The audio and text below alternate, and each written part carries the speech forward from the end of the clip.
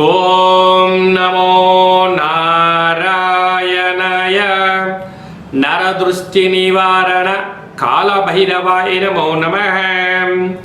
ఓం గురు బ్రహ్మ గురు విష్ణు గురుదేవో మహేశ్వరః గురు సాక్షాత్ పరబ్రహ్మ తస్మై శ్రీ గురుదేవాయ నమో నమః. హరి ఓం. మా ఛానల్కి స్వాగతం. చూస్తున్న వీక్షకులకు ప్రేక్షకులకు ప్రియ కాళభైరవ భగవద్బంధులకి స్వాగతం పలుకుతూ మమ్మల్ని ఎంతగానో ఆదరిస్తూ ఉండబడినటువంటి ప్రియ సోదర సోదరీమణులకు, జ్యోతిష్య అభిమానులకు, సనాతన ధర్మ సంరక్షకులు అందరికీ కూడా గురు పూర్ణిమ శుభాకాంక్షలు. వ్యాస మహర్షి యొక్క ఆశీస్సుల వలన అందరికీ మంచి విద్యను, విజ్ఞానాన్ని, సత్ప్రవర్తనను, ఆధ్యాత్మిక చింతనను అందరికీ అవలంబించుకోవాలని, గురువు యొక్క కృప కటాక్ష వీక్షణలు అందరిపైన ఉండాలని మనసారా కోరుకుంటూ ఆశీర్వచనం. 16/7/2026 నుండి 31/7/2026 వరకు పుట్టినటువంటి వారందరూ కూడా ముందస్తుగా జన్మదిన శుభాకాంక్షలు. ద్వాదశ రాశుల్లోని గ్రహ గమనాలు వీక్షింపచేద్దాం. వృషభ రాశిలో కుజ సంచార స్థితి, విశేషంగా మిథున రాశిలో బుధుడు స్వక్షేత్ర సంచార స్థితి, కర్కాటక రాశిలో రవి మరియు గురు సంచార స్థితి, సింహరాశిలో శుక్రుడు మరియు కేతు సంచార స్థితి, కుంభరాశిలో రాహు సంచార స్థితి, మీనరాశిలో శని భగవానుడి సంచార స్థితితో ద్వాదశ రాశుల్లో గ్రహ గమనాలు ఈ విధంగా ఉన్నాయి. కన్యరాశి వారికి వ్యయంలో విశేషంగా శుక్రుడు కేతు సంచార స్థితి, సప్తమంలో శని సంచార స్థితి ఉన్నప్పుడు ఆరోగ్యాన్ని, ఐశ్వర్యాన్ని ఎలా కాపాడుకోవాలో ఈ వీడియోలో తెలుసుకుందాం. కన్యరాశిలో ఏ నక్షత్రాలు వస్తాయనగా ఉత్తరా నక్షత్రంలోని 2, 3, 4 పాదాలు, హస్తా నక్షత్రంలోని 4 పాదాలు, చిత్తా నక్షత్రంలోని 1, 2 పాదాలు కలిపితే కన్యరాశి. రాశాధిపతి బుధ భగవాన్. వీరికి రుణరోగ శత్రుస్థానంలో రాహు, సప్తమంలో శని సంచార స్థితి, భాగ్యంలో కుజ సంచార స్థితి ఉన్నప్పుడు అన్నీ అనుకూలించినట్టే కనపడుతూ ఉంటాయి. 99% కష్టపడతారు. కష్టం మీది, ఫలితం పక్కవారిది అన్నట్టుగా ఉంటుంది. కనుక ఇలాంటి కాల సమయంలో ఓర్పు, నేర్పు, సత్ప్రవర్తన అవసరం. వీలైనంత వరకు మౌనంగా ఉండే ప్రయత్నం చేయండి. ఆరోగ్యాన్ని కాపాడుకోవాలి. స్థిరాస్తులు, చరాస్తులు, ఇంటి స్థలాలు, క్రయ విక్రయాలు అనుకూలించబోతున్నాయి.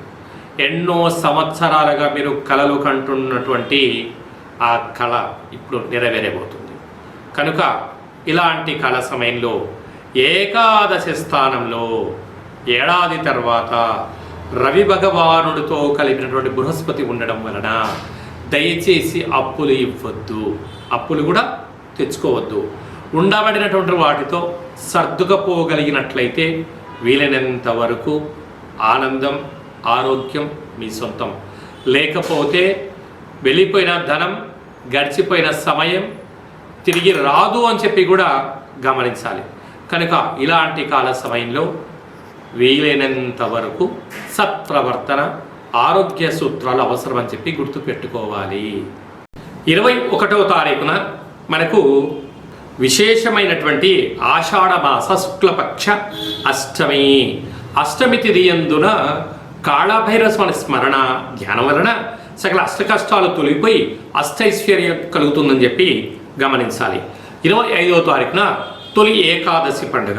కనుక మనము ఉప ఆవాసం ఉండటం వలన సకల దేవతల యొక్క కృప కటాక్ష వీక్షణలు, శ్రీమన్నారాయణుడి యొక్క ఆశీస్సులు మనకు ఉంటాయని చెప్పి గమనించాలి.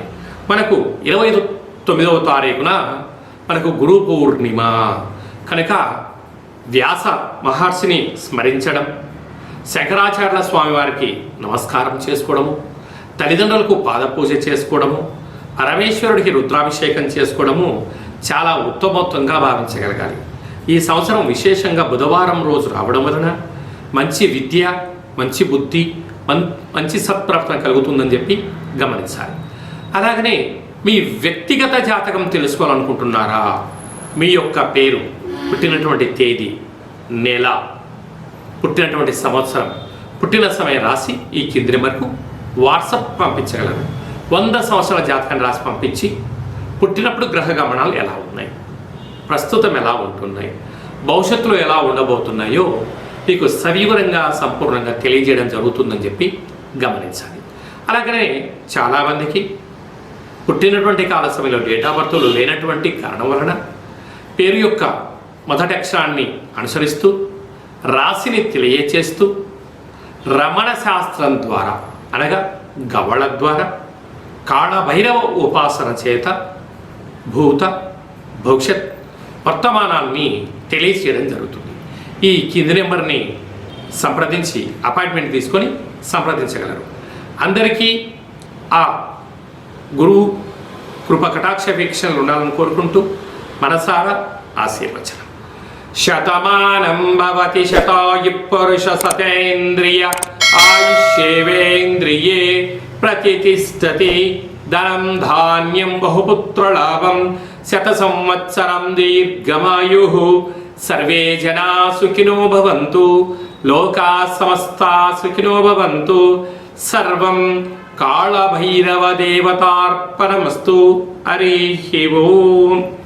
ఈ వీడియో మీకు నచ్చినట్లయితే మా ఛానల్ని సబ్స్క్రైబ్ చేసుకోండి, లైక్ చేయండి, షేర్ చేయండి, గంట సింబల్ ప్రెస్ చేయండి. ఆధ్యాత్మిక భక్తి సమాచారాన్ని భగవద్బంధులకు, మిత్రులకు, స్నేహితులకు చేరవేసి హిందూ ధర్మాన్ని కాపాడండి.